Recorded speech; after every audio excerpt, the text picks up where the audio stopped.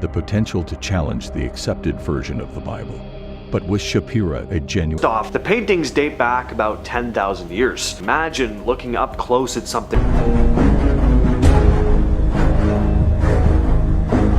Sitting on rubble. Its body, unlike anything human. Its odd shape.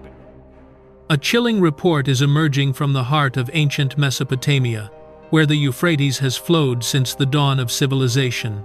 Beneath its depths, explorers claim to have entered a sealed cavern that felt less like a ruin and more like a prison. Inside, 4 colossal beings were reportedly seen, bound in chains, towering figures with broken wings, stone-like flesh, and eyes glowing faintly in the darkness. Nearby lay sealed scrolls, ancient artifacts, and signs that this place was deliberately hidden. Scripture speaks of 4 angels bound at the Euphrates until an appointed hour. If this account is real, it suggests something long restrained may be stirring. Stay with us as we examine each detail, step by step. Like, comment. Along a remote stretch of the Euphrates River, local residents were navigating collapsed ground near an old riverbank when a narrow opening appeared beneath the debris. What first looked like a simple cave or erosion pocket quickly revealed itself to be something far older and far deeper than anyone anticipated. The entrance was tight, forcing those who entered to move single file through a sloping passage carved unnaturally smooth by hands, not water. As they descended, daylight vanished quickly. The air changed. Breathing became heavier, carrying with it a sharp, sulfur-like odor that clung to the throat. Sounds behaved strangely. Even the smallest movement echoed, not once, but repeatedly, as if the chamber ahead were larger than expected. Walls stretched outward in every direction, etched with symbols that immediately caught attention. The markings bore resemblance to ancient Hebrew and Aramaic script, though arranged in unfamiliar patterns, repetitive, deliberate, and deeply carved into the stone. These were not decorative.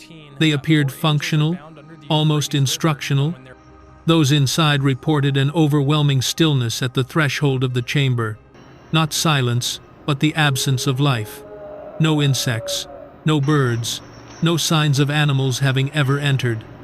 Locals later confirmed something unsettling. Livestock and wild animals consistently refused to approach the area, stopping abruptly, as if sensing danger.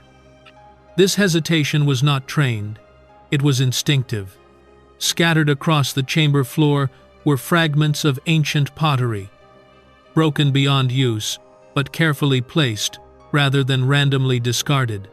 Near the walls lay the remains of ritual altars, stone platforms cracked and deliberately destroyed, as if rendered inactive. Ash residue was found nearby, though no signs of recent fire existed. Everything about the space suggested it had once been active, then intentionally shut down. Most unsettling was the sense that the cave had not collapsed naturally. Sections of the entrance showed evidence of deliberate sealing. Large stone blocks appeared positioned rather than fallen, wedged into place with precision. This was not abandonment. It was containment.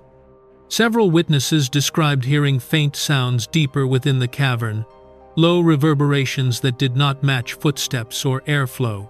Voices were not distinct, but the acoustics created the impression of depth far beyond the visible chamber, as if the cave continued much farther than explored. In Scripture, the Euphrates is never treated as ordinary geography. It is named repeatedly as a boundary, a witness, and a future point of release. Discoveries beneath it, especially those marked by restraint rather than ruin, demand careful attention. This chamber was not empty. It was prepared, and this was only the entrance. Beyond the outer chamber, the cavern opened into a space that felt engineered rather than eroded. The walls curved inward with unnatural symmetry, and the air grew dense, pressing against the chest, as if the environment itself resisted intrusion. Witnesses described an immediate physical response: shortened breath, ringing ears, and a sensation of weight that could not be explained by depth alone. It was within this chamber that the figures were seen. They were not motionless statues, nor crude effigies carved into stone. They stood upright, restrained, not inert. Accounts consistently describe 4 massive humanoid beings, each positioned separately, yet bound within the same enclosure. Their height was estimated between 12 and 15 feet, their frames distorted in ways that did not align with human proportion. Limbs extended too long, shoulders spread too wide, their presence dominated the space. What drew the most attention were the remains of wings. Torn, collapsed, and fused against their backs, these structures appeared damaged beyond repair, as though deliberately broken.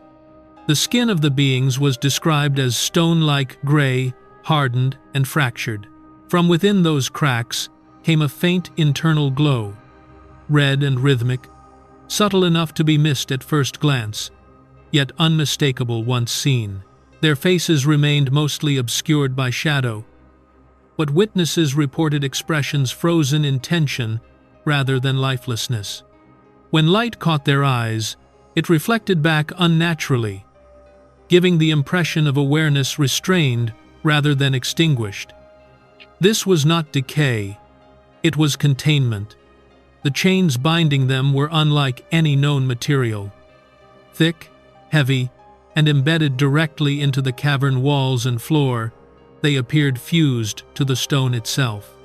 The metal emitted a dull, muted glow, as if charged or treated. Some links were heavily corroded, eaten away by time. Others showed signs of strain hairline fractures, stretched joints still holding, but not pristine. Those present described subtle vibrations passing through the chamber, not violent enough to register as seismic activity, but persistent and unsettling. The air felt distorted, thickened, as if pressure and sound behaved differently within the space. Several witnesses reported dizziness, disorientation, and an overwhelming urge to leave. Only later did comparisons emerge. Revelation 9 speaks of 4 angels bound at the Euphrates, restrained until an appointed hour. The alignment number, location, condition was difficult to dismiss. These beings were not wandering, they were held. What remains most striking is restraint. Nothing escaped, nothing attacked. Everything about the chamber suggested intentional design meant to endure immense force over immense time. The figures were not destroyed. They were waiting. Set into the walls of the cavern, beyond the chamber of restraint, explorers discovered narrow recesses carved with deliberate precision. These were not natural cracks or storage pits formed by erosion. Each niche appeared measured, aligned, and intentionally concealed behind stone slabs fitted so tightly they were nearly indistinguishable from the surrounding rock. Only after close inspection were the seals detected. Inside these recesses were clay jars, thick, heavy vessels bearing no decorative markings. Their surfaces were smooth, unadorned, and sealed with a dark, resin-like substance that had hardened over time. When opened, the contents inside defied expectation. Scrolls lay preserved in near-pristine condition, untouched by moisture or decay, despite the cavern's damp environment. The material of the scrolls was unfamiliar.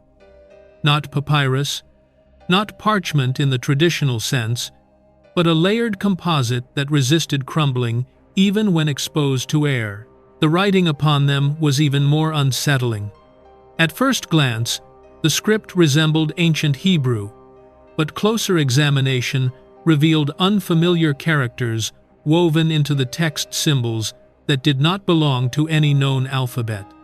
The structure suggested a hybrid system, combining recognizable language with glyphs whose meaning remains unknown. Partial translations revealed recurring phrases: the watchers, the appointed hour, the binding, and repeated warnings tied to judgment and release. Some passages described boundaries placed upon powerful beings, limits set by decree rather than force. Others appeared instructional, outlining conditions rather than events, as if the writings were meant to define timing rather than history. Scholars who later examined images of the texts noted striking parallels to passages found in the Book of Enoch. References to fallen watchers, corrupted unions, and consequences imposed for transgression appeared repeatedly, though the language differed. Unlike narrative scripture, these writings read more like records, formal, restrained, and precise. What troubled researchers most was intent. These scrolls were not hidden casually. They were sealed, protected, and placed deliberately near the restrained chamber, suggesting connection rather than coincidence. The texts did not glorify the beings bound nearby, nor did they condemn them emotionally. They documented them. Some lines appeared incomplete, broken off mid-thought, as though intentionally left unfinished. Whether this was due to damage or design remains unknown. Yet the placement, preservation, and content point to a singular purpose: to preserve knowledge that was not meant to be accessed early. In Scripture, sealed writings often indicate delayed understanding truth, reserved for a specific moment. These scrolls did not announce fulfillment. They marked restraint. What they recorded was not the end. It was the boundary, resting apart from the scrolls and far from the chamber of restraint. Another object drew immediate attention, not because it was hidden, but because it was left exposed, as if deliberately separated from everything else. Half buried beneath layers of compacted sediment lay a weapon of extraordinary scale. Even before it was fully uncovered, its proportions made one fact clear: it was never forged for an ordinary man. The blade alone measured nearly twice the length of a modern sword, its width excessive, its weight impossible for a human to wield with precision. Time had eaten away at the surface, coating the metal in deep rust and mineral growth. Yet the weapon remained intact.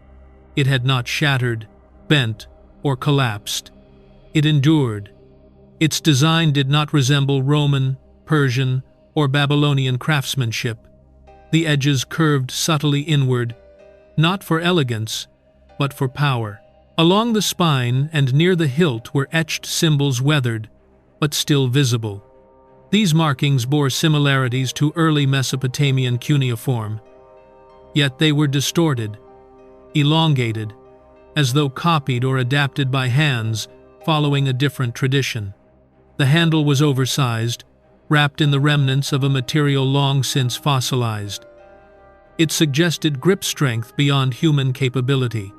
Those present noted that even attempting to lift the weapon caused immediate strain, reinforcing the belief that it belonged to a being of immense stature. Speculation followed quickly, but one connection resurfaced repeatedly: the biblical account of Goliath. Scripture records that David took the giant's sword after his defeat, later storing it in a sacred place. Some have long questioned what became of that weapon, forged not merely as a tool of war, but as a symbol of Nephilim strength and terror.